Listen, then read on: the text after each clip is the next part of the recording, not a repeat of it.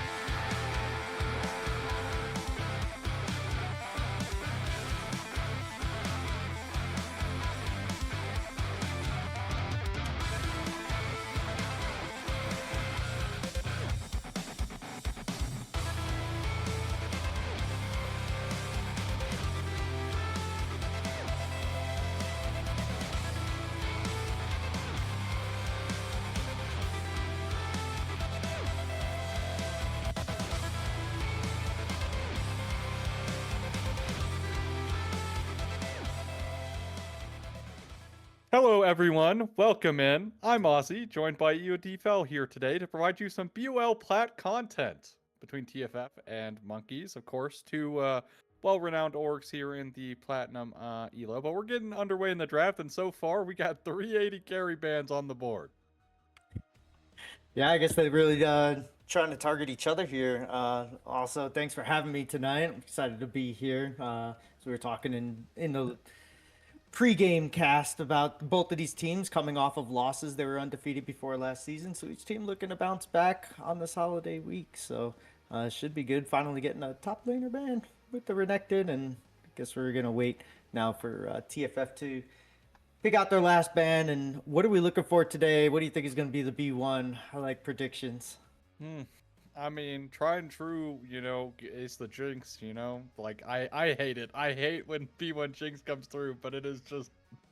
It's so prevalent that I feel like betting against it is wrong here, but I'm hoping to be proven wrong. Please prove me wrong, Monkeys. I'm begging. Do not let this be Jinx. Oh, they're gonna break your heart here. They got a couple seconds left. Thank God! Oh shit! It's the Wukong. There you go. So I guess jungle priority between these two teams. It's I don't hate it. I think that jungle's one of those roles that you're either going to be picking in the first round or R5 or 4 or B4ing it. You know what I mean, to just sort of set the tone. Good. I like the jungle matchups. The Wukong. I'd like to see maybe a Xin Shao or something like this coming out here. Or they're going for the late game Lilia. Interesting. Lilia, I think, is a fan favorite here for, well, I guess player favorite is the better term for Platinum Emerald junglers. I feel like for them to all learn one AP jungler, they just all pick a Lilia for some reason. Like, it's the one only AP champ that they'll play besides, like, the Moo-Moos. But those are more tanks. But, like, a more, like, carry-style jungler, I think, for on the AP side will be the Lilia. But gonna have a bit of the wombo combo potential here. A lot of AoE damage coming through from the side of TFF so far. But the Wukong kind of not telling anything about the drafts, just kind of chilling there. That's one benefit of picking your junglers early, is they're very versatile, so you don't give away your draft. So, excuse me. I'd like to update that we had a little team side select difference here. Monkeys will be your red side. And it will be TFF on the blue side, so it will be TFF Wukong instead of Monkeys Wukong, and the Braum will come through as an answer into the MF. Pretty standard stuff so far, especially, you get the Braum and the M-Pesa blind pick here. A lot of interesting blind picks. Not sure if I'd pick blind pick Braum myself, but who knows, man. I love this elo. There's just so many things going on. I love it. Yeah, I mean, Braum, depending on who they pair him with, is always a pretty decent counter to MF. Like it stops a lot of the bullet time. As we're going to see the Camille coming out as the counter for the top lane, and then we'll get the second round of bans here. But it's always decent. One of my favorite matchups to go into when I'm playing Misfortune, though, because I love baiting it out and then just watching it fail. Because after the shield is gone, you're like, all right, well, here it comes over the top. So it creates like a interesting dynamic between the two teams of like who's going to pull the trigger first, who's going to be going, you know, being the more aggressor and trying to bait out the other one's timers, basically. So interestingly enough, depending on who the Monkeys end up picking as support, this Braum could have a really good time and basically shine for the whole game, or not so great. So be interesting as we see the final rounds of bans coming out. Another ADC, the Yunara, and I'm expecting the Jinx, but maybe they want them to pick it here. I mean, with having the dive potential onto the Jinx, that's kind of uncancelable. Assuming the Camille is good enough to get on top of the Jinx, which is another question I guess you have to ask. Will be the Smolder, the low elo terrorizer in the AD carry role, especially now that a lot of AD carries got like nerfed. Caitlyn got nerfed, right? You got the Kai'Sa that got nerfed this last patch as well. A lot of popular AD carries that got nerfed, and Smolder, due in part, is going to be like rising up in priority. So happy to see the Smolder get banned. I think it can put a wrench into a lot of the plans coming through from Monkeys of trying to like kind of blast through this mid game, utilizing the bullet time. You know, locking somebody in with the Hextech ultimatum with the Camille. So I don't hate it. We'll have to see how TFF choose to adapt, like what they're going to ultimately slot into their 80 carry spot here, because I think regardless what you pick here, it is going to be rough. Yeah, I mean, potentially it has the potential to be, but like at the same time, like these minor nerfs that usually see like a huge meta shift in the upper echelons of elo and stuff usually don't translate that much into the lower ones. You're still going to be better on a nerfed Caitlyn if you're comfortable with her than you are on a Jinx that you never play. So the amount of time invested into these champions by these players usually doesn't correlate to picks. I usually love these elo matchups mainly because you're gonna see somebody that's like, oh, I love playing Twitch or I love playing this or whatever. So interestingly enough, the Mel coming out here. Going to be interesting to see. I think they have no. This is TFF, so they won't have a sub. So we're going to be seeing Alf potentially on this Mel piloting this. So it's going to be a fun matchup in the mid lane. As Yeah, that's an it, APC Mel and a yeah, cast. it Okay. will be the Alf cast that has been thankfully not banned here for Alf. I guess if you are an Alf enjoyer, happy to see that one go towards him. That's his #1 champ.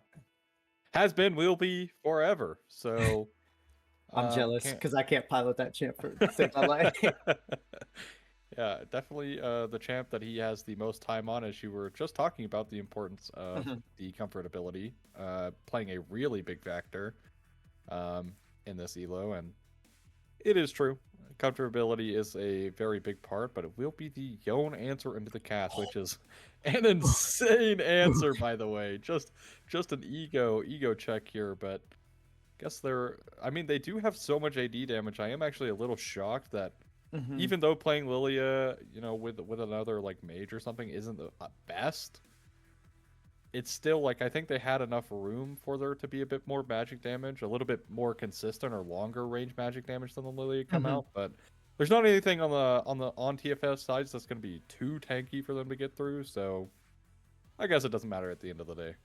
Yeah, I kind of agree with you here. I would have liked to have seen like an Oriana, maybe even a Syndra, somebody with some long range, knockback and CC, but instead of just more diving in and lock it. But I mean, you do have the potential, kind of the same way that Oriana does with her ultimate, to bring everybody together and lock them all inside of like a little inside the Hextech ultimatum if she's already put it. But that's going to be an interesting way to see if they can use that synergy correctly and not Yone ult and then Camille ult on top, and then just knock everybody out while the bullet time's coming over and everybody's falling asleep on the outside of the little mini arena. So interesting from Monkeys. I don't like the Mel into the Nautilus. I think that if that was like a range champion or something, that would have been a better pick for sure for me. Maybe if there was like a Seraphine or something or Nami. Into the Nautilus, you can kind of screw yourself when you throw up your W and pull yourself back in. It will stop some of the crowd control that's coming out, but most of it is not really projectiles coming at you. It's just going to negate the damage for the second or the second and a half. It's not going to be as useful. So I would have liked to have seen a traditional ADC from TFF here, and I would have liked to have seen a mage in the mid lane from Monkeys. So I'm not like super psyched about either of these drafts, but they both have the potential for a lot of piss fighting, and I love that. And you're gonna have your work cut out for you on this one. I mean, play by playing, man, I felt so bad for Toki when I casted Masters and we had that 90 kill game because it's just perma fist fighting the Let's see entire it. game. So hopefully for my vocal cords, hopefully that doesn't happen in game 1 at the very least. Hopefully it happens maybe a little bit later in the night, but I guess we'll have to see. I think the Mel pick can be interesting, but the most important factor about the Mel ult is you really don't get to reflect that many waves from the from the MF because your W is such a short like activation time in terms of it being out in combat that you might reflect 1 or 2 ways at most, and because ideally it's only 1 or 2 ways, because you should be at the back of it. If you're in the front of it, we got way bigger problems, I think. But we'll see. I think we're gonna hit ourselves with a break before we load in. So take a nice little break, little breather. I'm gonna do the same, and we'll see you when the game starts.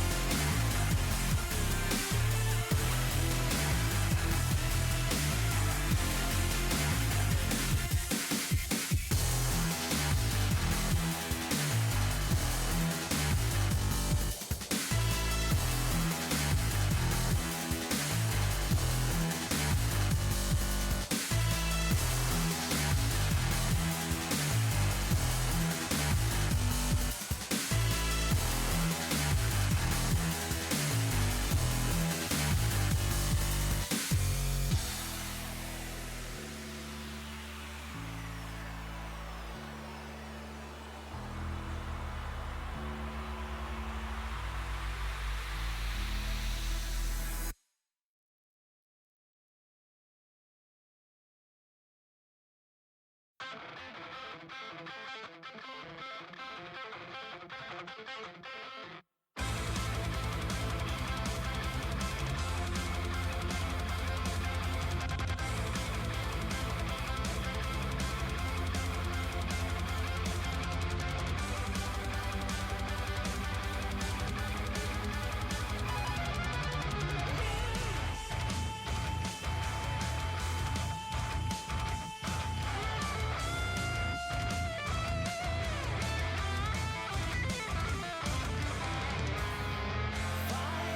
shadows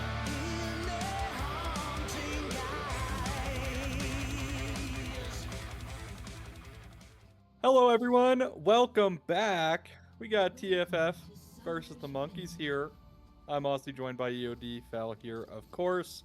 As you saw during the draft, if you're just catching us through here, some interesting ones here. Cora is filling in that mid lane for the Monkeys today, but Grimdifier gets the MF that he is so known for, but Alf getting the Cassiopeia, which is his best champ by far. A little bit of an invade start coming through here at EOD in the bot side. Don't think they're And gonna find anything though. No, probably not. But I really do like this. I really enjoy when teams go and they go for the invade and they try to get something. I think that especially moving as a big group is always good. They don't see anybody and they're doing something pretty smart here, which is actually going. Alf might be. Whoa. Yeah. Oh man. Better of it, but both teams just getting down some vision on the opposite red side. So nothing really bad comes out of it. But I do like seeing that. I'm a big fan. I'm not a huge fan of when teams just automatically both go 5 points. So it's good to see. This will be a rough lane for the MF as the range difference is going to be hard to overcome, but will be the E start coming through from Chrome Alone, which is not as popular as of recent, but will still be the E start, able to get a decent chunk here onto Grim. But so far, pretty standard stuff. Looking at the runes, outside of maybe the lethal tempo coming through for the Yone into the Cass, already getting chipped down here a little bit. And will also be D-Blade start, so won't have the D-Shield. Level 2 coming through for the bot lane. And will be Barolo actually getting the worst end of the trade so far. And Grimdifier going to naturally kind of heal himself back up. But still, pretty slow early game. Junglers will be pathing the same way here. So I'd say I don't think the fist fighting is going to start until maybe a couple Drakes in. Hopefully, for me. I actually think it's going to start over the scuttle. I think whatever bot lane ends up getting the prio around the 3-minute mark, 3:15. Ooh, that's a little bit going on in the top lane here. I think as that comes up, I believe that both of these bot lanes are probably going to, since they both know where the junglers are, they're probably going to try to push for prio. At least that's what I would think would happen, but you could be right. They could just end up going for nice slow scaling pace. I mean, both of these teams do have the potential to scale into the late game. There's not really one that's like super over scaly like a Vhagar or something like that. So potentially could end up seeing that. Will not be the hook coming through. Nice little route here from Chrome Alone on the back end of the trade against Fallen, but seems like Hunter in the top lane is struggling a little bit here in the matchup, but it is the Camille early game, so Ultimice will take a tower shot as well. Actually, wow, really nice trade coming through from Hunter. Turn around, but you were talking about the scuttle, and here comes the skirmish for it. Coach Silent K forcing the W. Nice route coming across. He's going to fall low. First blood going over to Grimdifier just like that, and the hook comes through as well onto Barolo. Is slowed up here, might need to flash. It's going to flash early, the flash forward, but a nice reflect coming out from Chrome Alone. But the auto attack onto Barolo is going to take him away with red buff, but I don't think it's going to be enough. He's going to live at 1 HP here. But still, it's going to be Monkeys coming out with first blood. Yeah, and they did exactly what we were talking about. Get the prio, get the first rotation, and the initial rotation is one that gets the kill. Good on Coach Silent K to at least have the wherewithal to pick up the scuttle since he was over there for it in the first place. But now, Lilia trying to do that deep dive in the back end is actually going to be behind on tempo here. Coach Silent K is going to be able to get what he wants out of this and get a quicker clear onto his side of the jungle. Maybe even get some deep vision or go for a dive here on Hunters. That's what it looks like they're pushing for. I think this dive is really risky. Lilia can clean Oh, up. Coach no. Silent K is going to come through, force out the flash, but he's going to be really low here. Thankfully, Glotta does not. Will miss the bowling ball, so no flash. Going to be necessary from Coach Silent K. Nice sidestep on the bowling ball, but Hunter with a pretty decent flash away himself to get himself to safety, and we'll hit his recall button now and avoid the gank. Barolo is here in the mid lane against Korra. Won't really find anything too much, though, thanks to the E. Snap back. Korra going to be under tower. Spamming away. Just having some fun here. Yeah, and it's interesting. It's interesting that Hunter ended up taking that flash over the Ignite. Most of the time we see Camille's with Ignite on the top lane. So paying a lot of dividends early on in the game to choose that over the Ignite. Maybe a little less aggressive, but... Level 6 is here for Korra. The advantage will miss the Q, so we'll be forced to actually face seal comes through. Alpha's going to flash it away. Oh, and then flash forward from Korra. Alf might just be solo killed here. Korra out of nowhere, solo killing Alf thanks to the XP disparity coming through. Hook's going to come through in the bot side as well. Root will miss from Chrome, but does have the reflex, so will reflect the auto attack there. Barolo with the shield as well, so will be a winning trade. It's another hook coming through onto Barolo. Still no flash. Nice bowling ball, actually, on the back end from the River. Barolo falling lower and lower. One more auto attack will do it, and it is going to be Fallen Warriors. Nice hook away, actually lives. And Chrome alone will not find the return kill to make it a 1-for-1. It'll be another 1-for-0 play on the bot side for Monkeys, and they're just rolling over the bot side of the map. Yeah, and that's Feats of Warfare claim for them. And Chrome alone, this is now twice that they have had somebody sitting right under their tower taking a shot, and they have missed the Melt E. So this could be a telltale of the fact that maybe they don't play this champion very much, and maybe this pick was not great for them, or it could just be maybe some, little bit of mechanical miscues just from it being the first game, maybe some jitters. But that's something to look at moving on into the late game. If they're not comfortable on this champion and they got put on it and they're expected to carry this could be a long day for Chrome alone if things keep going this way, because that should be at least 2 kills inside Mel's pocket right now. So far, still Ultimice winning out on this top side against Hunter. Hunter getting definitely the worst end of the trades, but still will be that Camille. It's going to go in. Nice little E there. It's actually, Ultimice is going to find it. The Hextech Ultimatum is not going to keep him under tower, and Ultimice, even with that extra tower shot in the minions, he's not going to die. Just barely. Almost makes a mistake there and trades back to 1-for-1, but the Ignite is going to be major help coming through here to get that kill converted for Ultimice, and it's a solo kill in the top lane. Yeah, absolutely. You know, like huge timing on that too, because the Void Grub's just about being spawned. You want to have the lane prio there. You don't have it in the mid, obviously, because your mid laner has already died. So this game is going to come down to Ultimize potentially having to put this entire team on his back if the rest of his map just keeps falling apart the way that it is. And now they do have the prio for this. It does look like they're going to forego. Oh no, actually they took the dragon during that top fight too. So this is actually huge as this team fight start now. As actually, the Cyclone comes through. Korra, it does get the Fate Seal over the wall, but is exhausted. Alf finds the return kill back onto Korra. Nice sleep onto 4, but there's no damage left to be had. And it is going to be the Grubs going over towards TFF, surely, as will be the reset coming through for Fallen Warriors. And again, Korra goes a little bit too deep there, thanks to the W from Alf. To prevent any kind of the dashes thanks to the ground, and TFF fight back a little bit here. Yeah, and this is kind of one of those things you need. You need to slow the game down. You need to put the tempo back into your favor, and you need to take these little victories when you can get them. So, big play from them to realize what they were doing. Camille, after just dying, wasn't there available to do anything to single any teams out, and it looks like they're going for this top lane yet again as they're sending 3 up there. Yeah, nice EOA though. Hunter will be okay. Wave State's not in the best spot though. So He's going to sack a little bit of minions here. As Coach Silent K is still sticking around on the top side. He'll poke down Hunter. Hunter is not going to be able to get back to the wave. Chrome alone was forced to flash away in that bot lane engagement as well, so won't have flash available. Q3 will not cancel Alf here in the mid lane. And will be the reset coming through for Grim.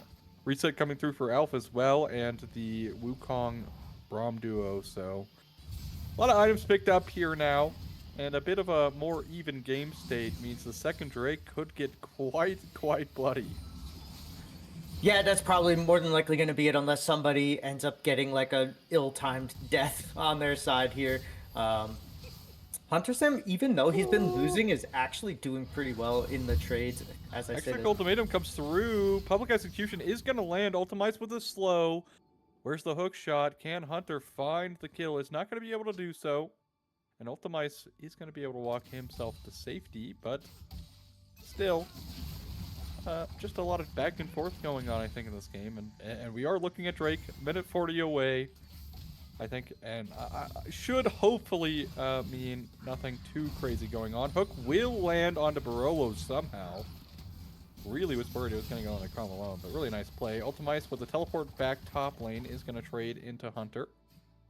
But thanks to the passive shield from Camille's passive, not going to be able to take too much damage. Cora now is happy to deal against Alf and finds Alf is just going to solo kill Cora, unfortunately, there. For the Cora fans, as W is just OP. Grounding the Yone means he can't snap back to his E. Yeah, good heads-up play by Alf on the Cassiopeia to know that and to execute that. And like you were just saying, the Dragon's about to be up here. Now, Alf actually doing the smart thing that Ultimice didn't do the last time, is after pushing out, should have just backed along there, but ended up having to use the teleport to come through. Hunter Sim actually had teleport advantage, but they just kind of threw it away here. So Alf having the prio now, they're going to have to really rely on this bot lane to be able to push this in and be able to rotate to this Dragon first. But Coach Silent K clearing out the vision, doing a really good job of just sort of controlling this now. They look like they really want this this Dragon here, and they want to start getting their scaling going and turn it, like, basically taking the entire tempo of this game back from the hands of Monkeys Inc. Yeah, we'll have to see what happens around this Drake. A lot of important cooldowns available for both sides here. Hunter is still trading pretty roughly here in the top side, as the Eclipse is picked up by the Ambessa already. Triforce still a mile away, but public execution under the tower. Hunter with a nice Hextech ultimatum will trade back. No one trying. for one. Last tick of Ignite is going to get it done. Hunter will fall, and Drake now has spawned up. A lot of priority here in the river for TFF, but the collapse from bot lane is on. They do see Coach Silent K, aren't going to walk into him just yet. Cora will get here first. That is going to be the clone. You know, I was a little worried we might see the Lilting Lullaby come through onto the clone. Would have been, Oh, that would have been amazing. would have been really bad for TFF, but, or sorry, for Monkeys. But Monkeys starting up the Drake now, and a little bit of a pinch. Never mind, not even a pinch. They are just all going to walk through from this topside river. Fallen Warriors is going to go down to half HP. Sorry, make that very low now, and they're going to find it. Red team will pick up the Drake here, as a nice ultimate coming through from Alf. Stuns up to Cora. Not able to Fate Seal away. Monkeys will find the Drake, but they will lose the fight, giving over one kill to Alf and another kill to Chrome. Yeah, and they're actually lucky. Good kind of play from Fallen Warriors on this Nautilus to just get out of dodge as soon as Cassiopeia got on top of him and was just chasing him down, just throwing out the ult, saving himself, and then relying on your jungler to be the better person there, right? Like, just get in there. Oh my god, Alf is just completely just dismantling poor Camille here in the mid lane. But, you know, good heads-up play from him. Rely on your jungler to get things done, and that's exactly what they do, is now Cora and Ultimice are scrapping it out in the top lane. Yeah, will not find the kill. Won't be enough damage coming through from the Yone, but does chunk out Ultimice. They do lose their first tower. So it will come down to the objectives to determine who gets the upgraded boots. Yeah, we know how much However, teams prioritize those two. Sorry, I didn't mean to cut you off. yeah, We know you're how good. much teams prioritize those, so there will be a lot of fighting over this rift. And then if TFF get it, then it's going to be all hands on deck for Monkeys Inc. over at the Dragon. But both teams going to want to try to get this. So most Sorry. notably about that yeah, no, you're all good, man. Really good point. Most notably at that last team fight, every single ultimate cooldown was available for the side of Monkeys, and they didn't use any of them. Any, except the There not was to get yeah, away. yeah, like the non had to flash away because Alf was just you know giving a little earful about you can't stand there, but yeah, Monkeys. If you're gonna play like a press R comp, which you very much are, you do actually need to press your ultimates to get over the line in terms of winning team fights. And something that is very disappointing to see is this MF is kind of their like biggest member right now, and they aren't utilizing it. Hook coming through onto Barolo though, but Alpha's here. They are going to knock up, but a nice public execution onto the backline here, and it is going to find Glada. Glada's going to be so low. Drowsy coming through. Lilting Lullaby only going to sleep one. Coach Silent K now on the chase for Glada. Glada going to be able to move speed away. Hook shot over the wall from Hunter as well. Gives himself safety. But unfortunately, once again for Monkeys, it's just, again, they can't find a team fight where they're winning just due to how fed Alf is now on the cast. The cast making it so difficult due to this very low range topside because they are not utilizing the MF. Yeah, it is. This is going to end up having to come down. Like you said, they are a press R comp. They have a very easy win condition for these fights. They need to start utilizing it. And I think at this point, it's time to send Hunter maybe down to the bot lane and send your Yone over to the top and get your MF into the mid, get them around these objectives, allow them to skirmish and scrap the way that they're intended to. Because if not, this is gonna start to get out of hand really quickly for the side of Monkeys Inc. if they don't start to adapt to this. As I say it, here they come. They're on the way. Barolo is being looked at. Fate Seal will land on the Barolo. I think this is going to be a dead Braum to Grim. Might force out Grim's flash. We'll have to see. Never mind. Grim is flashing forward to a Braum who is guaranteed dead, but Alf just kills Fallen Ex-Warrior. But does Alf go too far forward? Nope. Who knows? Bullet time is going to whiff. Alf is just now in a 1v3 and is going to find all three. Why are you just standing in the W, Grim? Alf with an insane, disgustingly unbelievable triple kill there. It should have never happened. Yeah, I don't really understand staying in the double. I think that they were basically like, if I move from here either way, I'm going to die. So at least get the kill back, to at least be able to put out the damage. That's potentially maybe what they were thinking there. But yeah, once Cass gets this Conqueror stack all the way up, which doesn't take very long, just so much healing coming through. Alf playing this champion, as you said, it's his best champion. He's showing why they should have banned it and not let it see this series. But in the meantime, you know, like you were saying earlier, Grim Defiers actually pretty fed themselves on this MF. She does need a little bit of agency given to her by the rest of her team, though. Like, they need to start setting these things up and letting the bullet time not hit somebody that isn't locked down when you have 4 lockdown champs to help you do that. So, need to start playing to their comp. Otherwise, this game is just not going to go their way. So, potentially could end up being a good thing. Did get the huge shutdown. Yeah. Hextech Ultimatum is going to come through, but Ultimize is going to go down, and finally, they will shut down this Ambessa, who has had a little bit of a free run here in this top side, but same time, most importantly, they are giving up the Drakes, will be the upgraded boots, so not the most major thing, but will be Hextech Soul coming through here on the Rift. Will be the first Drake for TFF to pick up. But they're looking for this top tower, maybe potentially this mid tower as well. Rotate over from Barolo to maybe slow this down. But top tower for sure should be going the way towards the monkey. So opting for a bit more of the gold play instead of stacking your Drakes. I mean, you do have 2, so can't give this one up. As now the collapse into the mid lane. Herald will be popped mid. Fallen Warrior, you are 1v3, is going to fall down to half HP. Will not be able to find him though, as they don't have enough damage. Herald does come through onto the mid tower, and it's going to be a couple auto attacks here from the Ambessa. Picks it up, and they will find mid tower in response to the top play, thanks to the Rift Herald being spawned up. And we're looking at a 3k gold lead here for TFF now after Alf is 7-2 on this cast. Yeah, and I think that this is the point of the game where monkeys need to realize, hey, we got to put this into high gear. We need to start getting some picks, or we need to get a 2v3 or something that's in our favor, because otherwise they're not long for this rift for very much longer. But Core doing it. Shield is going to okay. Both ultimates are going to miss. Ultimice now is on the hunt for Cora, but it's not going to find it. Cora going to be able to keep herself alive there. Now, this bot play, though, could potentially mean a Atacon start soon, but looking like Lilia is going to be able to rotate up fast enough, and TFF won't pull it for now, so they do find themselves a nice little free kill somehow. So, really well played from Monkeys, as Bowling Ball will miss on the Rooted Barolo, but I will say I don't think they wanted that fight, considering Alf is on the rotate down. I think they do need to kind of let their pieces maybe simmer a little bit longer to try and deal with Alf.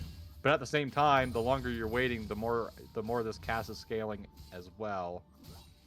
Kind of a hard one to be in. Really just hoping for an Alf misplay on the side of Monkeys. Yeah, and I do like the fact that they didn't take that. As you said, they don't want that fight. If they do, that's just not good. So I think they need to wait their time out, conserve their cooldowns for when they can get, because somebody's going to make a mistake eventually, and if it's not free like that Ambessa kill on the bot side was, then it's not worth it. You cannot take a fight where you get the first 2 kills and then Cass and Ambessa clean up the other on the other side, and you end up going like a 2 for 5. So smart play from Monkeys, keeping this game slow and letting them walk into you and trying to get the right catch, but not giving away too much in the process is their way back into this game and to victory. So they do need to be careful, though, because the next time that they send Lilia down bot side, Cora is just going to have to force the issue onto Alf, though. But the damage from Alf is just so ungodly high now. 3 items for the cast. And it is a just straight wipe of the floor there with the Yone. As Seraphs does get popped, but unfortunately, thanks to the Rylai's, Cora kind of just did have to commit for the fight there because the perma-slow wouldn't come through. As won't fight Coach Silent K thanks to the Blast Cone. If you're a fan of LCK, you know Valdez absolutely hates the plants, specifically Blast Cones, and you see exactly why. He's like, man, they get a free escape. Coach Silent K able to Blast Cone himself to safety and go to his Grump. A little bit more friendlier territory here for the Wukong. Yeah, man, this poor Yone. I mean, Cora, she did pick it into this knowing full well what she was getting herself into. So maybe, like you said, this is an ego check, or it could be a game 1.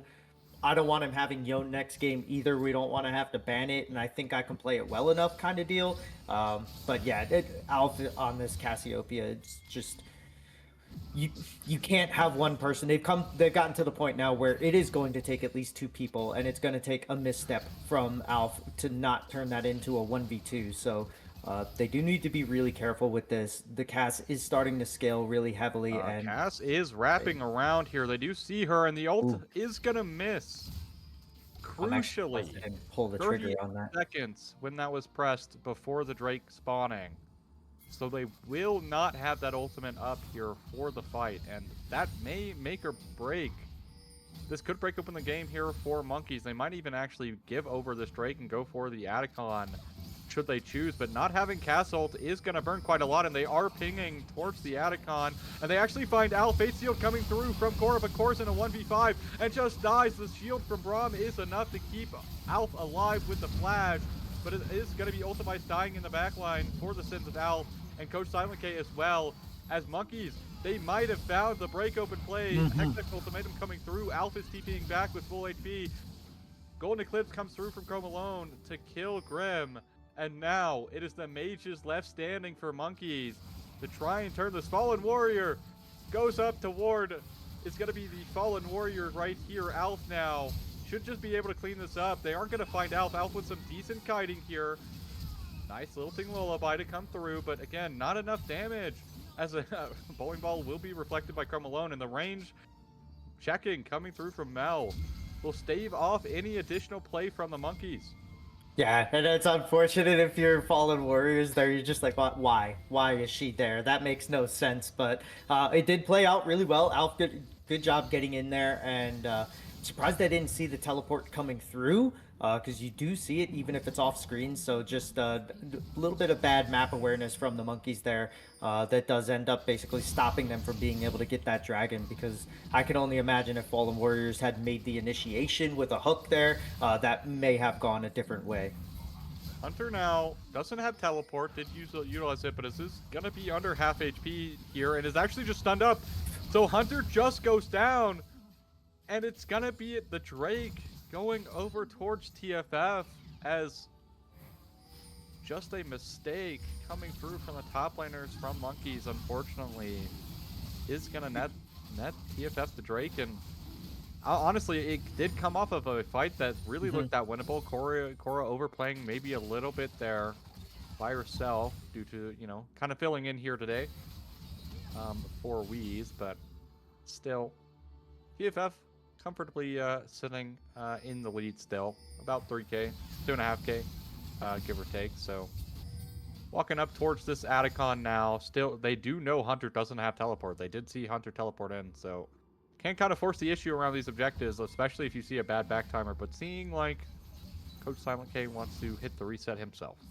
Yeah, and I think when the VOD review comes out for this game, win or lose, I think that their coach for Monkeys Inc. is going to point out something that you made obvious, and that is the fact that they had an opportunity when they were on the top side to just go for Otacon and give the Drake and make it a 2-2 Drake, and they chose to go in there and ult on top of the cast, knowing that Alf didn't have the ult, but ended up in the long run not being the right play. I think I probably would have preferred for them to do what you were suggesting, which is go for the Otacon, make them come to you, get them in a corridor, especially with the way the Baron is on this map in this game. Easy to kind of catch them and maybe get like a free Lilia ult into bullet time over the top. So kind of a missed opportunity for them, but you got to play the cards that you deal yourself sometimes. It is unfortunate here for Monkeys, but even despite that, we're able to kind of bounce back a little bit there as Atacon is farming top lane. Honestly, I'm surprised they have not fixed that. Fallen Warriors actually forced the flash away, misses the hook onto the wall, crucially. Won't have that, but they are looking for a play. Cora now walking into Ultimize, and my goodness, the Embessa damage is more than enough. Finds a solo kill onto Cora. Cora walking in with no vision. And the Embessa damage just far too high. And now it's Baron started up here for TFF. As there is no vision. It seems they really don't know this is going on just yet. Coach Silent K is actually in a really interesting position. Bowling ball will be reflected. They will see Coach Silent K. They're going to go on to Glada. But I don't know what's happening here with a lot of knockups going through. And they're going to look to peel Grim to fire here with the Hectic Ultimatum. But the Alf damage, once again, is just too high. Lilting Lullaby only connects onto one. And there's nothing left standing here for Monkeys besides a Soul Grim with no ultimate. And this for sure will be Baron going over to TFF. I absolutely love this call from TFF to have the Wukong sitting in the brush and just bait them over, saying like, oh, they're on Baron, we need to close the distance, let's get over to this safe spot. Joke's on you. Coach Silent K with the huge mental outplay right there, just waiting on the side for them to just step up for him to get a free engage. And then, like you said, Alf and Chrome alone doing so much damage now that one misstep and the tankiest member, which kind of is the Redemption Nautilus, just they die so quickly in these fights, and there's just no chance for Monkeys. This is officially TFF's game to lose. And I don't see any way that they really do it. There's a little bit of objectives getting cleaned up for Monkeys, but you have to wonder if at this point in the game, are they just like, is the communication still good? They need to start thinking about their mental acuity here. Is Cora not even gonna get the Fate Sealed channel before us getting, I guess, beat over the head with an axe. I don't even know what you call those things. I guess fist weapon coming through. That's Yeah. But the Ambessa damage is actually Barolo. and the- Insult to injury will also steal the Grump away from Glada, who is down CS on the Wukong here. And a big problem I think that Monkeys might have drafted themselves into is they're playing the ever illustrious quadruple threat comp, which requires a lot of resources. And Alf getting gone on here, and it is going to be a bullet time, and they too find it. So they finally, for the first time this match, pull the combo off on a lone Alf in the side lane. Find the shutdown, does go over towards the MF, but does not have the bullet time to clear up this mid wave now, as this should drop pretty easily. 3 grubs plus Baron. Nice reflect here onto the Grim as well. And yeah, look at this chip damage coming through. So even without Alf, they just have so much command around this, like around any wave that they're playing against. Because while you know, Alf is kind of their main carry here, Chrome has been silently, silently scaling here. As Hunter will for sure die as our stream. Our game has frozen. That means the game is probably over, thanks to the Riot client bug. Oh no. So this is uh, more than likely the last fight that happened, and I'm assuming. Yeah, unfortunately, for the monkeys, fans huffing the copium, I think this is the grimmest of omens.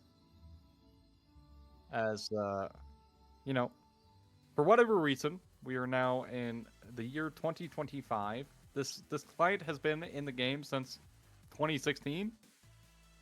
The spectator client has been the same exact client since I've started playing the game.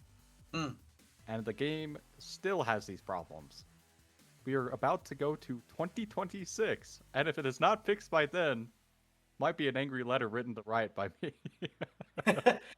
Yeah, and I mean, with that, we kind of saw the writing on the wall, right? Like they ended up having to expend three members just to take out Alf, and then they're just left with nothing left in the tank. No cooldowns or ultimates to sort of like punish. And then we saw basically what was about to happen was, you know, Hunter going in a little too far away, and then him and Glottic just getting caught up with the Mel stun into just what I can only imagine was an Ambessa, you know, poop storm right after that. So I think from the beginning we both kind of looked at these drafts and said, for the side of Monkeys, and I think it just kind of played out in that way.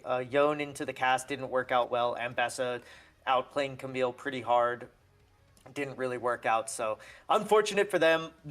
I think the biggest takeaway is like you need to reset. You need to go back to zeros. Realize that you can't play from a lead. Like TFF has to realize they can't. They're not ahead. They're not playing from a lead. They have to make sure that they remember that and they play like that. And Monkeys just needs to make sure that they just shake it off, like Tay says, and get back in there and keep the comms up, keep the motivation up, keep everything up, and you know, come back for game 2 and make it a best of 1. Certainly agree. Well, we'll have to see if they are gonna bounce back here with the I suppose you know, they do have a sub here for mid. Cora is subbing in today, so might not have the cohesion that they normally have. But back to the drawing board, as I usually say here for teams that lose, and they're gonna have that time as we're gonna hit ourselves a quick break to refill on our drinks, as I'm out of water. Seems like EOD might potentially be out of whatever he's sipping on as well. So we'll see you in a sec.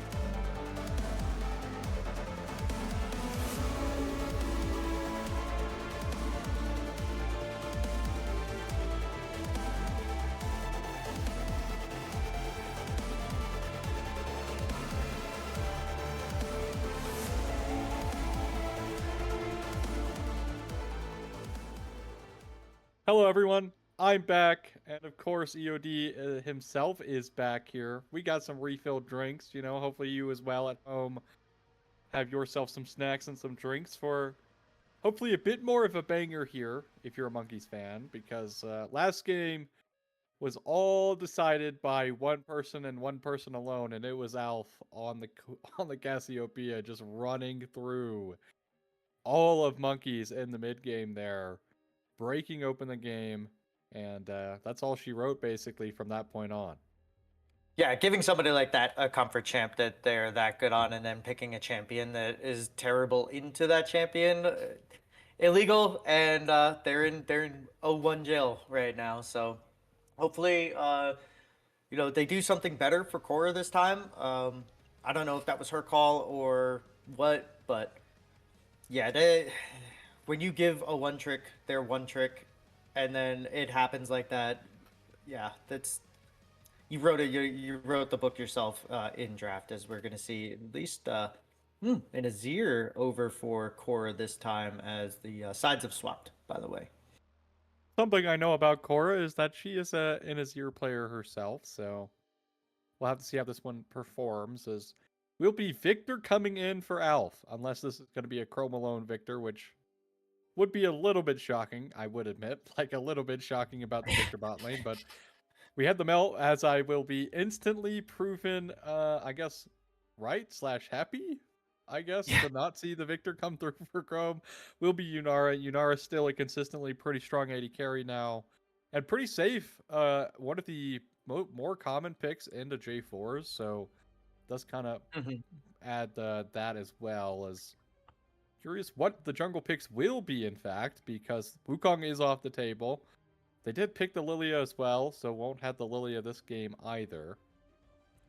I wouldn't hate to see them pick their bot lane and give their jungler counter jungle potential here, as the Varus is going to come through. I mean, you can pick the jungle here, the Jarvan, the Vi, the Xin Shao, something like that. But I would much rather, if I was them, to have the counter pick. And I wouldn't mind seeing their jungler go to something a little more green, maybe a Sejuani or an Amumu or something like that, where you have so much damage output on this Varus and the Azir. And if Cora's as good at Azir as you say she is, like, that's such a strong champion to just lock down and give space to. As the Amumu does come out, so there we go. I like that pick, whether it's an Amumu support or an Amumu jungle. I like it.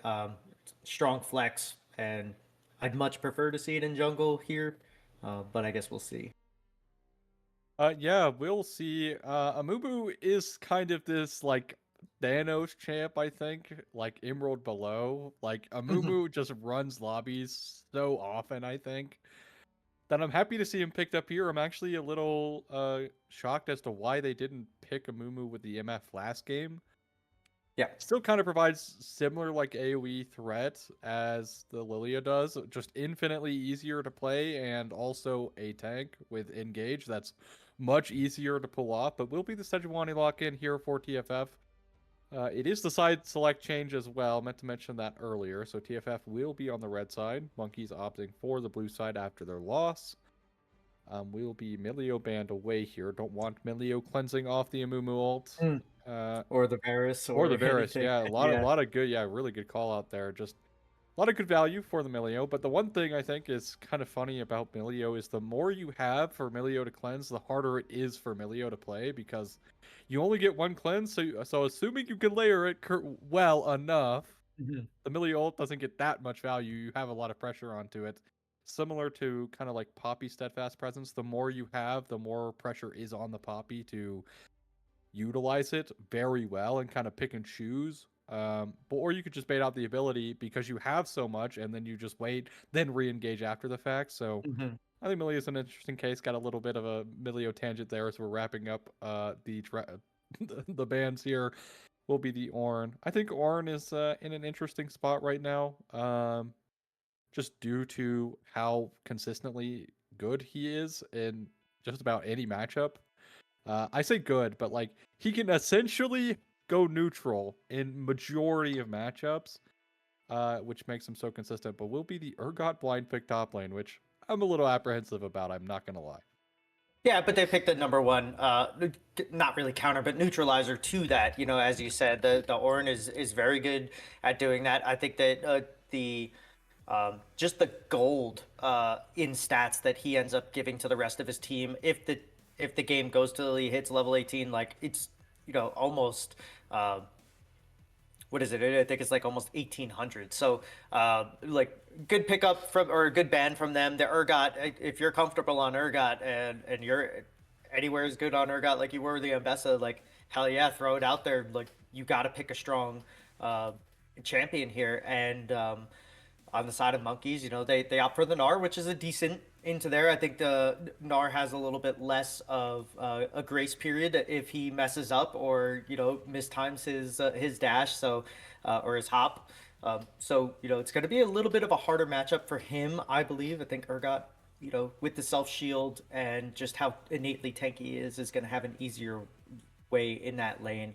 As we do see the Seraphine coming through, I absolutely love this pick. I think it works so well with Varus, and it also works really well with Gnar and Amumu, who are going to want to, once he gets Mega Gnar, just jump into the line and just use your own champions for your encore, and it just goes and goes, and can really shut down the entire team. And it looks like the answer is going to be a Morgana. Yeah, okay. I have see, Morgana I think is an interesting champion because there's a lot of things that can go right with the Morgana. There's also a lot of things that can go wrong with the Morgana. Absolutely. Most importantly, your ult does place you in a very precarious spot for the type of champion that you are, so you might not always get the best ultimate usage. Mm-hmm. And you also have to, when I was talking about Melio, I talked about like the pressure on certain abilities, but with Black Shield in particular, it's not like the AoE thing. You only get one and you have to select who you're putting it on. Mm-hmm. So the pressure on the player to utilize Black Shield is very immense, and it actually makes Morgana support in this particular thing less more of a mid laner because you get a lot of resources, you can actually do a lot of damage. But when you're locking in support, you have so much pressure to get value out of your Black Shield because that's what you're picking it for, besides like some stray Dark Bindings hitting. That might be a little difficult here to pull off, but I'm happy to see it nonetheless because I haven't seen it in support in so long.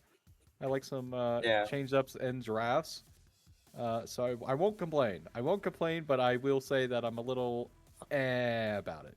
Yeah, I'll complain a little bit about it, just not just to fill time, but I love what you said.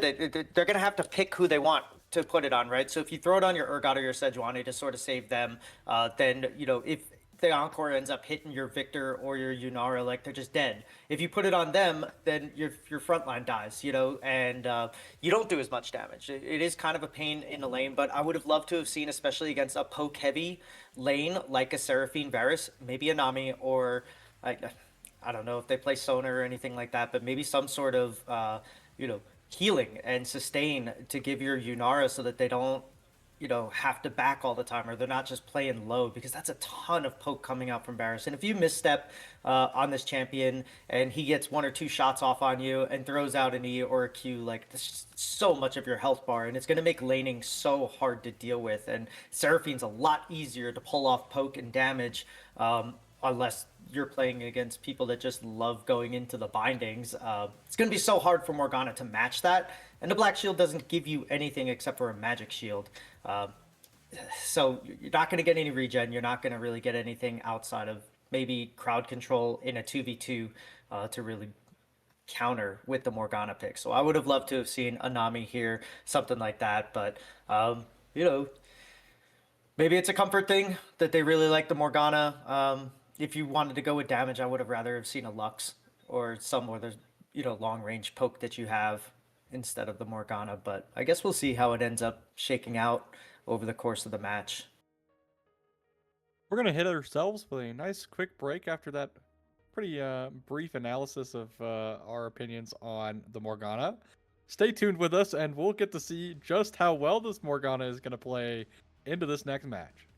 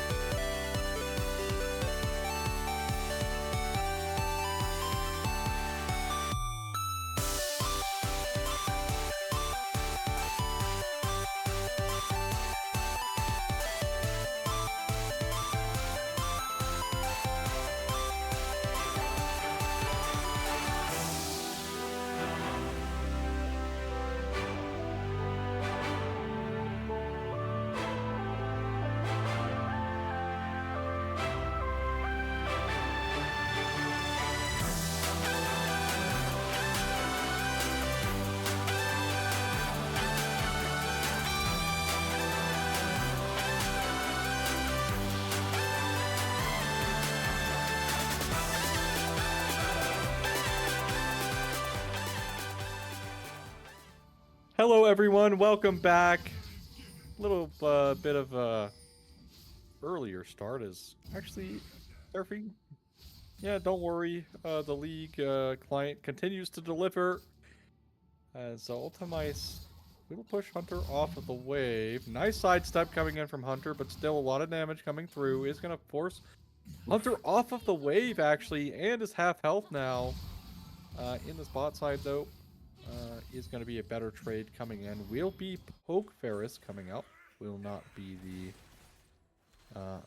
on-hit variant. Yeah, and I think that's super smart into this Morgana instead of a healer there. So I like it. I think Hunter is going to struggle for quite some time now, especially because of like how this happened in top lane. Ultimice getting top bush priority there and able to utilize it so well. Has been playing quite well, I think, in general against Hunter in the early stages of the lane phase. But has been a little bit back and forth, I guess, a little bit after the fact. But still, kind of just waves farming up. Junglers will be pathing opposite ways. Ultimice is going to go ward for that right now, actually. As they did see with the ward from Alf that the Amumu is pathing towards top. So they do know where the Amumu started, but they don't know where the Sedge is going. Yeah, and I think that's a great vision there.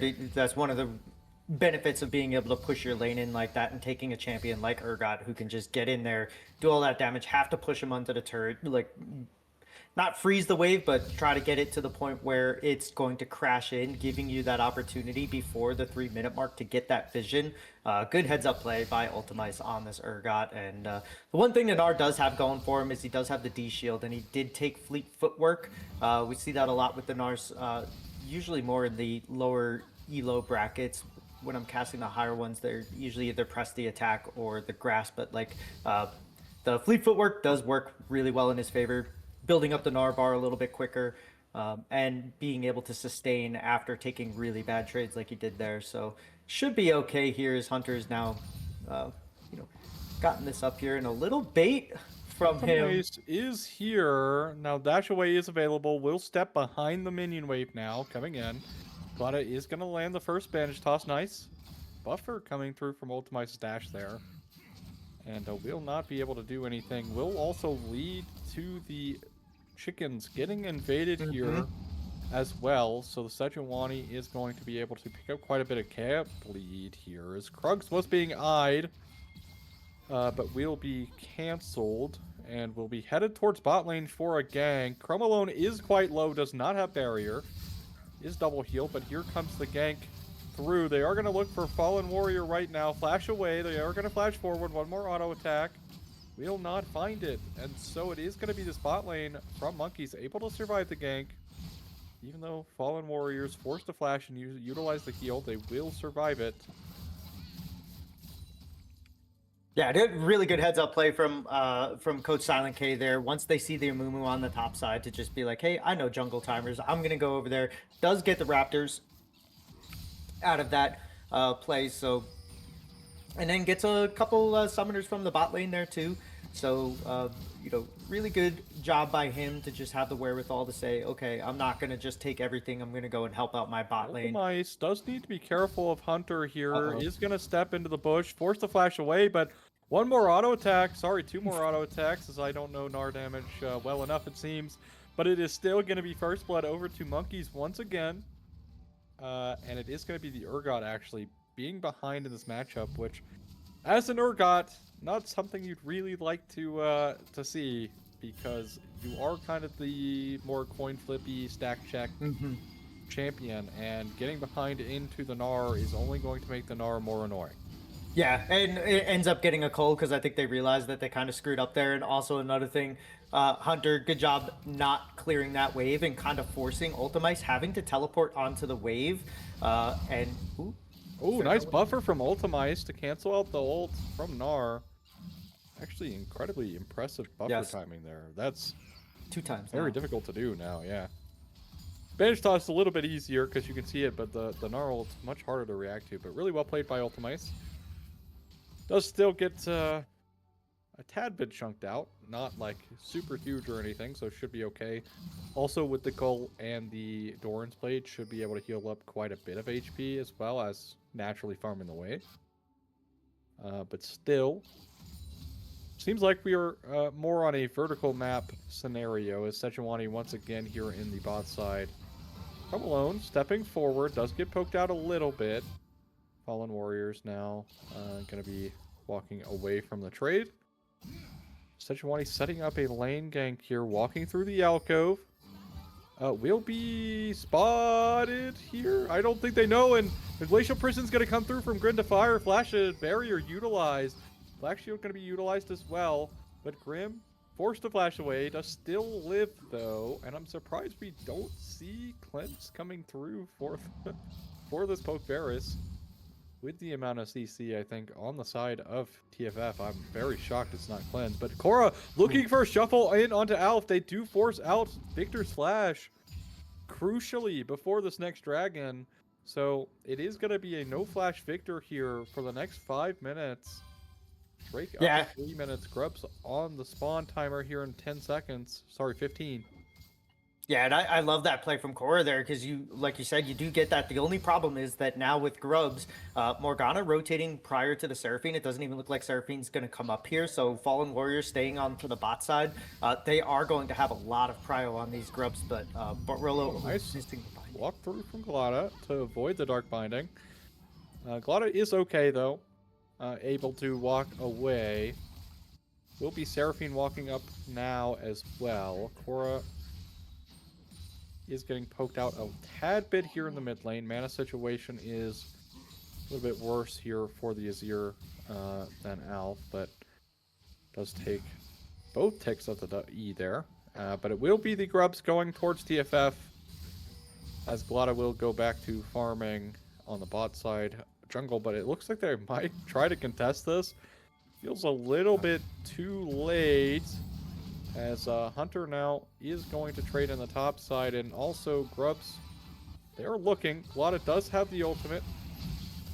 Transcendence being utilized by Chrome alone. No flash here available for Grim. He's just dead. Chrome alone with the Transcendence, able to find the solo kill in the side lane. 1v1. That is one of the downsides of playing poke bars when you're by yourself. Especially against an AD carry that can turn out so much DPS as soon as she presses her ult. Really well played from Chrome. Chrome utilizing both summoner spells though. And I think Grubs are... Only one Grub has been taken. Seems like Monkeys didn't even go to take the rest, so... Should be TFF getting all 3 Grubs. Yeah, no, and I think this is probably a smart call from them as Hunter's getting chunked out a little bit more. Hunter opted for the plated steel caps instead of going for a little bit of damage, so now able to trade as well. But we're back in on it. Nice route. They are going to look for it, and they aren't going to find it, so all 3 Grubs going over towards TFF. But look, they crucially find Alf and also find the charm onto Barolo. Alf with no flash, but where's the damage coming through? Korra now is going to get stunned up, and Alf is going to live. Just kidding. The Q comes through from Korra, and Korra finds the kill onto Alf. The root will not hit onto Coach Silent K. Fear Beyond Death is looking onto Korra, is going to miss. Really hard one to hit there, so will miss. Fear Beyond Death not going to be utilized, or not going to be up for a bit here on the top lane. At the end of the day, though, TFF coming down bot side too here, so there's going to be a gank in a couple of seconds. Yeah, this is a no flash. Yeah, Grim to Fire, I think, my friend, you are dead. Flash forward coming through from Coach Silent K. Chains of Corruption going to be utilized as well. Transcendence coming through from Chrome, and that is a dead Varus. As again, his wave state not in a great spot, and he just gets punished for it. And as I was about to say, TFF, you know, they might have lost the team fight there a little bit. But getting the 3 Grubs is quite nice for them in the long run in the game. And also Chrome alone finding his 2nd kill into the Poke Varus. Also, I think, quite good here for TFF.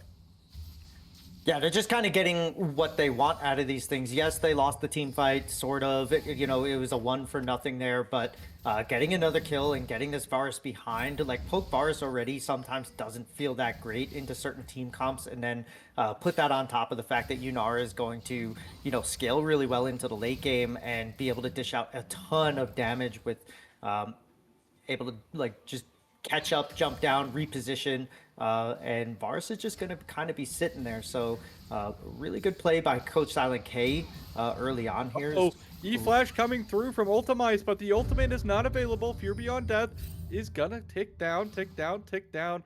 Kind of baiting in Hunter to stay here. Fear Beyond Death is available. Is Ultimize gonna hit it? If it hits, it is going to be a death here. Just a couple more is will not be utilized. Trying to bait in Hunter, and Fear Beyond Death connects. And there it is. Solo kill for Ultimize. Was fishing for it for quite some time. But Korra finds the shuffle back into Alf, who still has no flash. Oh, goodness. Curse of the Sad Mummy, and both bandage tosses are going to miss. Glacial Prison as well, going to miss. Korra is just dead, though, to Alf. And that is the peak pinnacle gameplay here, as it's going to be Korra going down. Yeah, and Glada had flash on there. She should have just flashed Curse of the Sad Mummy there. If you need to guarantee this kill, that has to be what you do. Gnar finally getting back to the top lane. Should have purchased prior. May actually be able to run this down now. Gnar does have a lot of chase potential, so we'll see, but probably not enough damage. I mean, we'll have Mega Gnar here, and Ultimize no E. Yeah, this is just a solo kill. Glada not even needed. Hunter finds the solo kill return as well.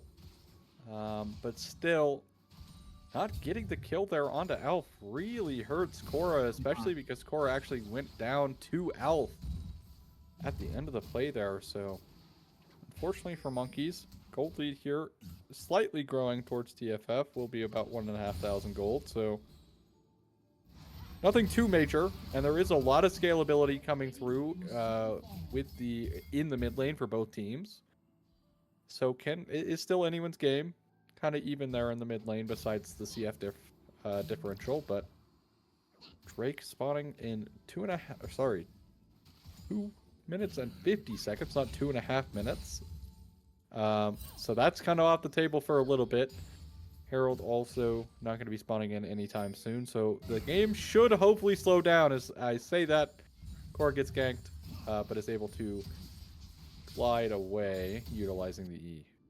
Yeah, and with the turret plating falling down now, I think that Monkeys are going to try to maybe focus a lane and pressure it down. My guess would be top lane, and then go for the Rift and the and then try to make the play onto the dragon. But you got to get one of these objectives secured, whether it's the monsters or it's the turret. But they really need to push this, because I don't think that they can fall behind against the scaling comp. Transcendence popped in the bot lane, and Chains of Corruption is going to hit. They do force out both the cleanse and the flash from Chrome, and they do find Coach Silent K here. Korra does need to be careful, though. Does not have the HP bar to really help Glada here. Glacial Prison comes through, and Glada just dead to Alf, as Alf picks up another kill in the series. I believe this is the 9th kill, 13th kill, something like that. This guy's on one today. Yeah, really. Oh, the binding hits.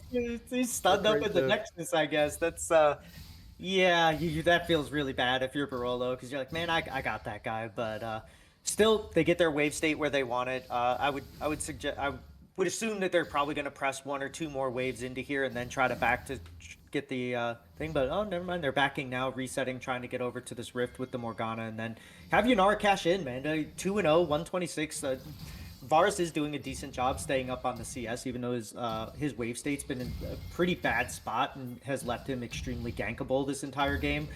So good job on there by Grim. But yeah, this game is starting to look a little bit like game 1, where they're just falling a little bit too far behind. Korra dashing forward, but it's in a 1v2.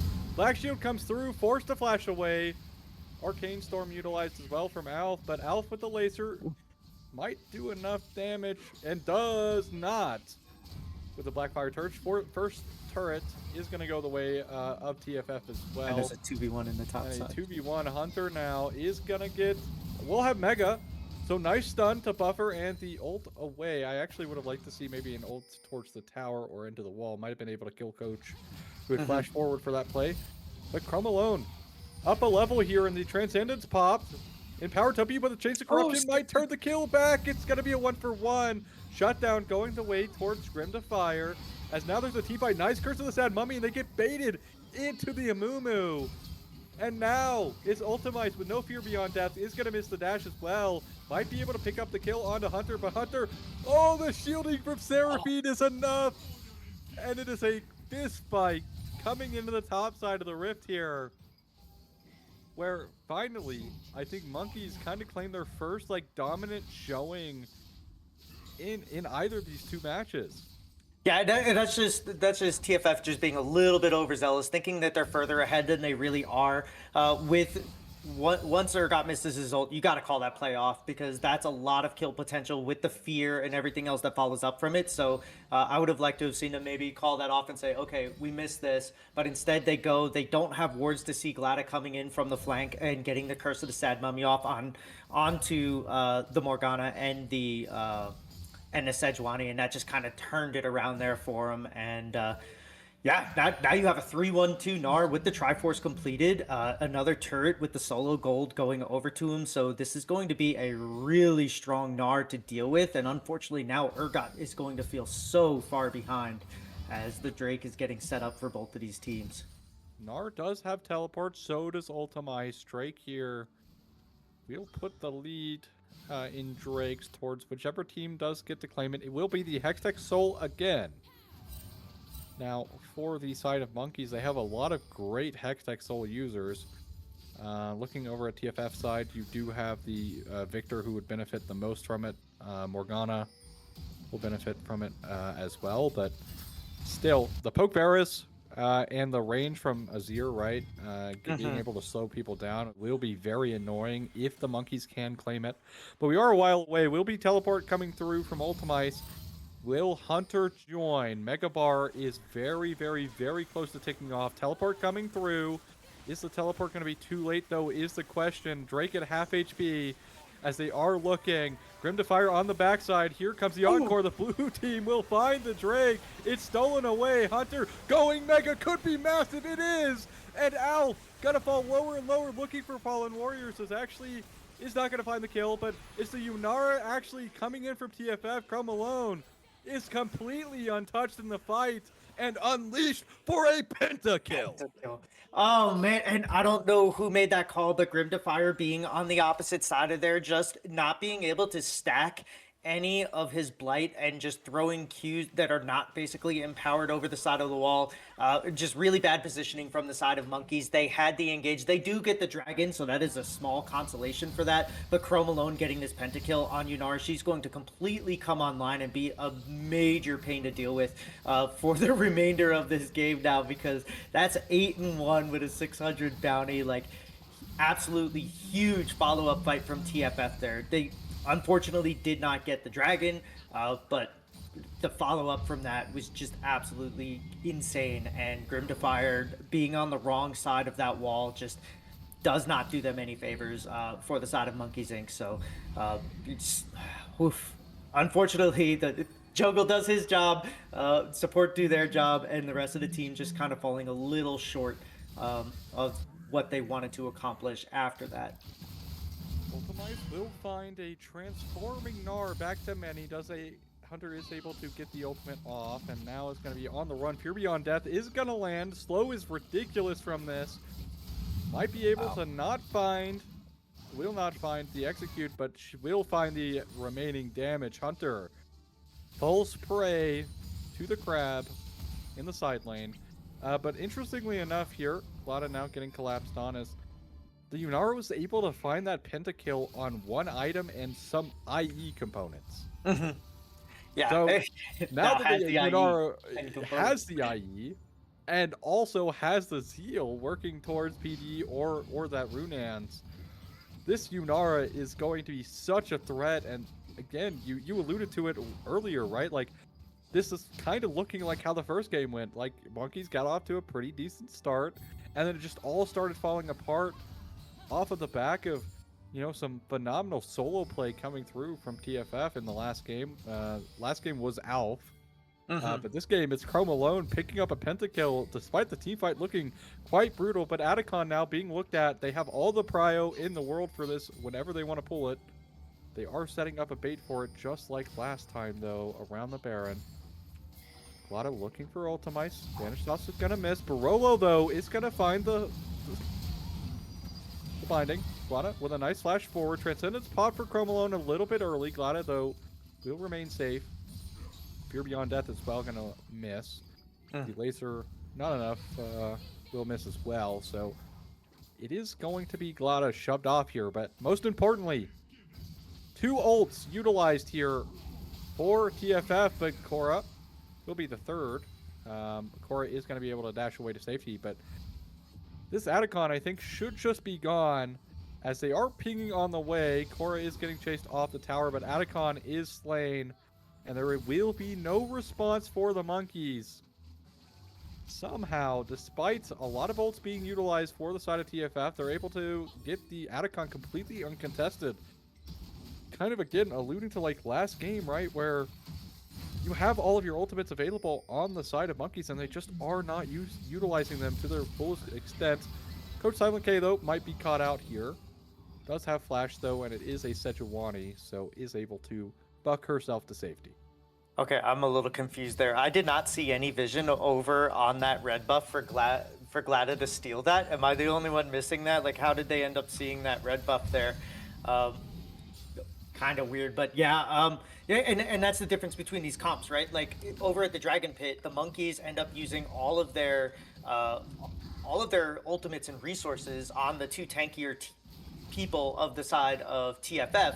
TFF able to clean up afterwards. TFF getting all of their resources onto Glada and Fallen Warrior basically, and then able to take a free Otacon. So the difference in ADC this game so far has just been like, you can't even put a number to it.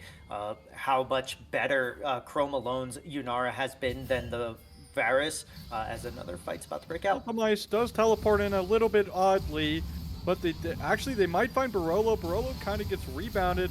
Encore is not really going to have that much impact, though, and a lot of flashes coming through from the side of Monkeys. But a nice Curse of the Sad Mummy finds a shutdown. Korra goes in as well, but not really going to find the impact on the shuffle.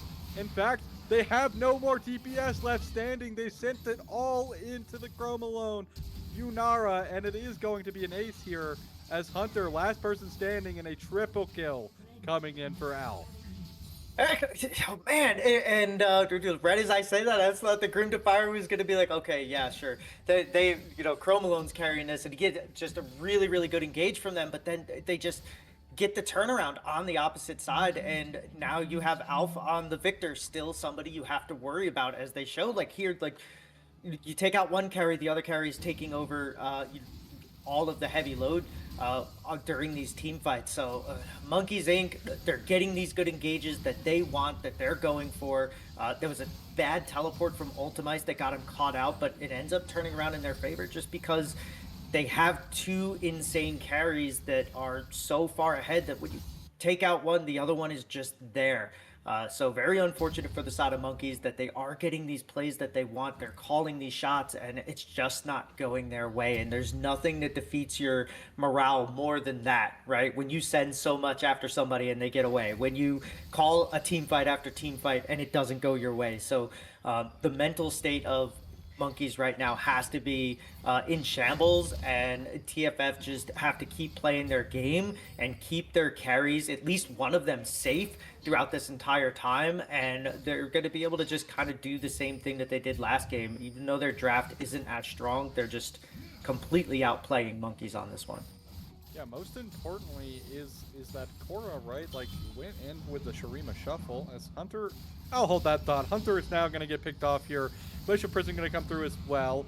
And a nice double stun from Hunter. Hunter is putting in a lot of effort to try and get out, but the Fear Beyond Death is more than enough to eat up that Yordle. As, yeah, I was going to talk about Korra crucially opting to go for the shuffle onto like some frontline members who are full HP instead of just utilizing the strength of the Azir, right? The DPS, that's what you're using. Okay, Chrome alone forced the flash away.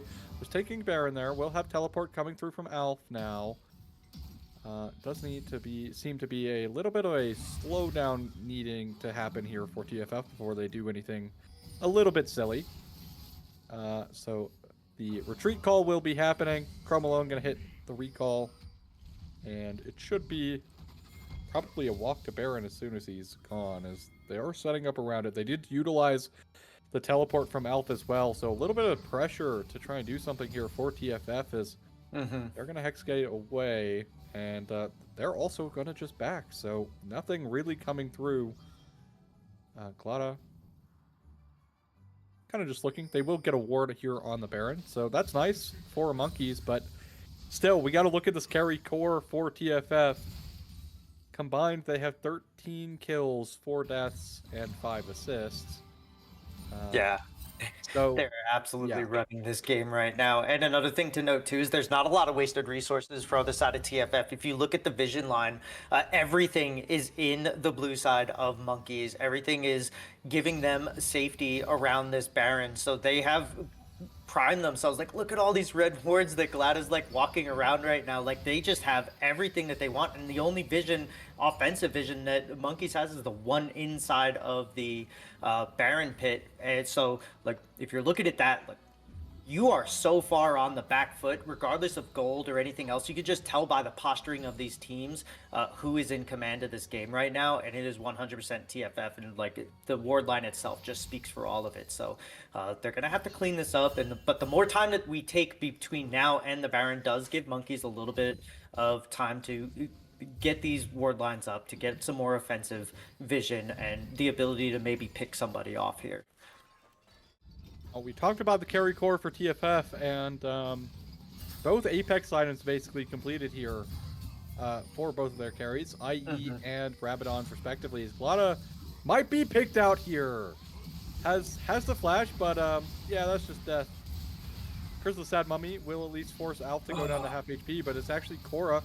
Nice arrow coming through from Grim, but they are going to find it, and this will be Baron for sure. No, there will be no response. They might try to poke around this, but Ultimise is wrapping around.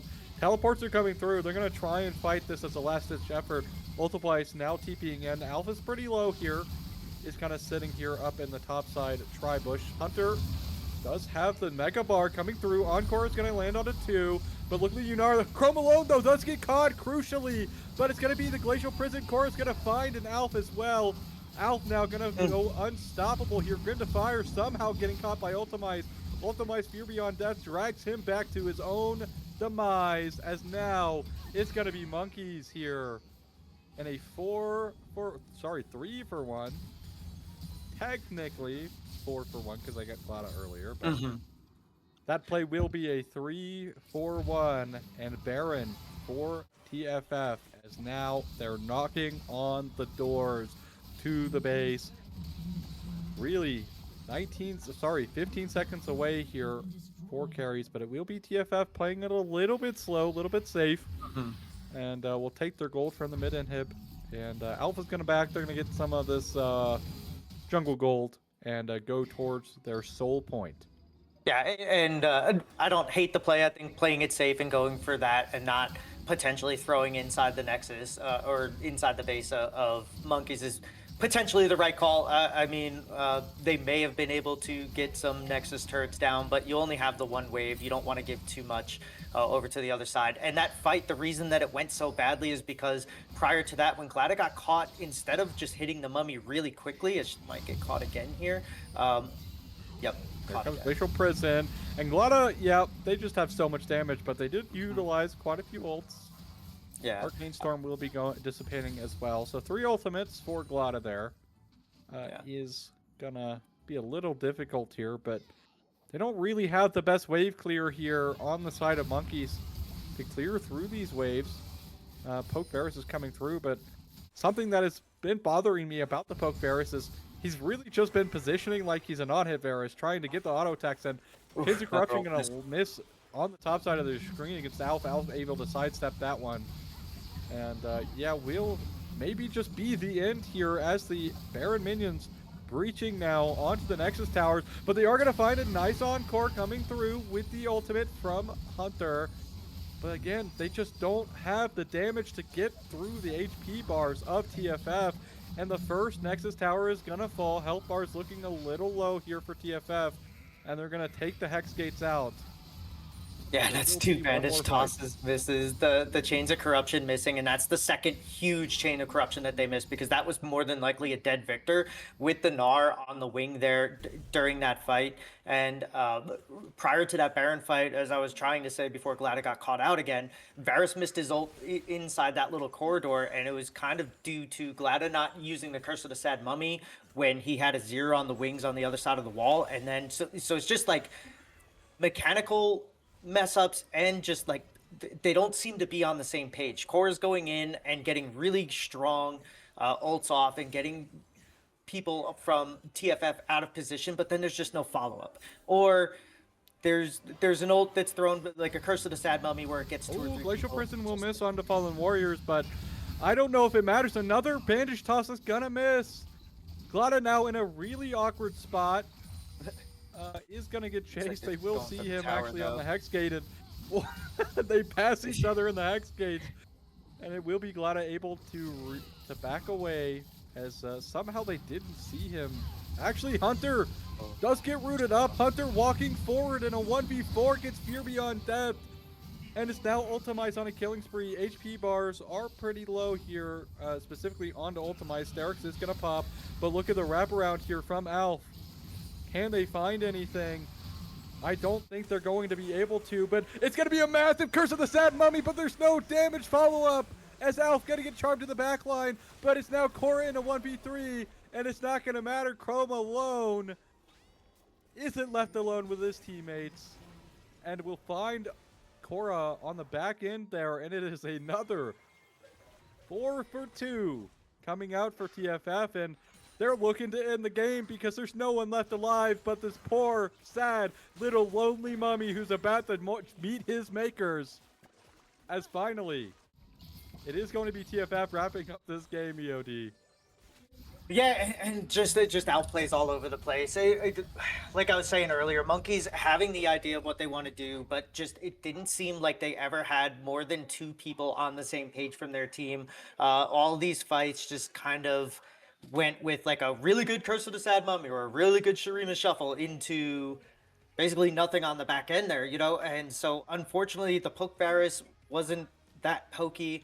I thought it was going to do a lot better in lane, but unfortunately once you're left by yourself on a Poke Varus against the Yunara, she has so much gap close, and you know, once you miss a couple skill shots, like you're just dead, right? There's no Bork, there's no Gwynsus to put out a ton of damage, so just bad follow through on good plays here from the Monkeys, and TFF, I guess, bouncing back after last week where they were not happy with their performance against one of the lower tier teams in this bracket, and just coming out and taking out their aggression. You never want to be up against a team like that that just has a really bad loss, and you're like, oh, okay, well, we're going to get their best now, and that's exactly what TFF did. So hats off to them for a really strong 2-0 in this series, and yeah, that was pretty dominant. Dominant indeed. As, you know, again, Monkeys, some lights shining through in the early game, but ultimately falling apart in both matches. As it will be TFF ALFstronauts claiming their rightful 2-0. Definitely the better team here today, as showcased, as, yeah, realistically, Monkeys just didn't have it in them. They're just not. Again, they did have the mid sub, so that can play a little bit of a part. Cora tried her best on the Azir, though, for sure, to get things going, but unfortunately just not enough in enough time, and it will be TFF claiming their 2-0. And for us, I've been Aussie, joined by EOD Fell, and of course our lovely production person, always behind the scenes and ever present, Loki. Thank you so much for your hard work. And for everyone at home, thanks for stopping by on our Thanksgiving week. Happy Thanksgiving to all the Americans out there. And outside of that, I guess we will see you next week. Peace.